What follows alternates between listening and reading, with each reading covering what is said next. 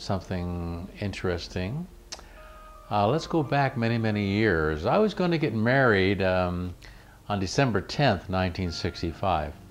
I was a security policeman with the Strategic Air Command stationed at Travis Air Force Base in California. My duties were to protect nuclear weapons and alert bombers that were during the Cold War. So in an alert area with the alert billets where the crews slept underground and that sort of thing, while they were sleeping, security policemen were, a flight of security police were assigned to security of the aircraft, 19, that I was around nuclear weapons. Each bomber had different things on them.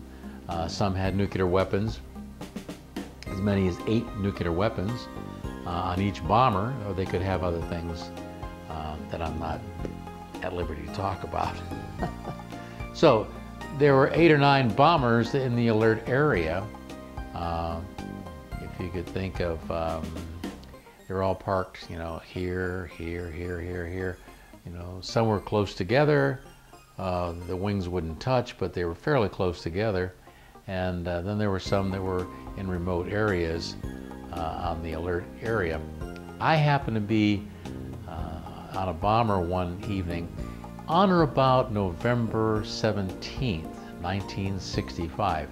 The reason I remember that, it was about 23 days before my wedding on December 10th. And it was about 3 o'clock in the morning. I was on a more isolated, the bomber and I were isolated from the rest of the bombers. And I was walking around, and all of a sudden, about 3 o'clock in the morning, I saw these orange globes, like orange fireballs, come up from the earth and go up in the air and then come down. Go up in the air and then come down. Got on my radio, notified everyone. I said, I have a situation here. Immediately, all the NCOs and the strike team came to my location. They fanned out, they looked around, they couldn't see anything. They notified all the other folks out there, the dogmen, canine, all the other security policemen with the other 8 bombers, and no one had seen it. So they said, well, you're getting married here shortly, so maybe you've got the jitters. And I said, I saw it. I saw globes. I saw, from where I was standing, they looked like basketballs size. And they were fiery globes going up and down in the air.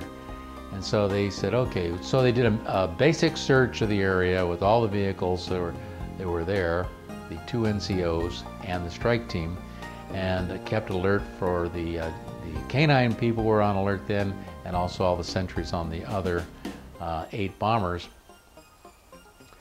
About a half hour, 45 minutes later, I saw it again. Here I go. I'm watching these fiery balls go up and down, up and down, and up and down. And I'm going, should I call this in, or they think I'm a fruitcake, right? I said, I've got to call them in. I see it, I got to report it. So I got on the radio and I said, this is Airman Kiefer, post so-and-so, and I see fireballs in the air. And I said, red alert, help, help, and here we come.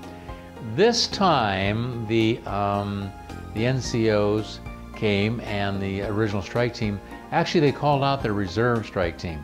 Now this is heavy duty, because now the reserve strike team is another 3 security policemen with automatic weapons coming out, and they're all cruising the area, and they did an extensive search.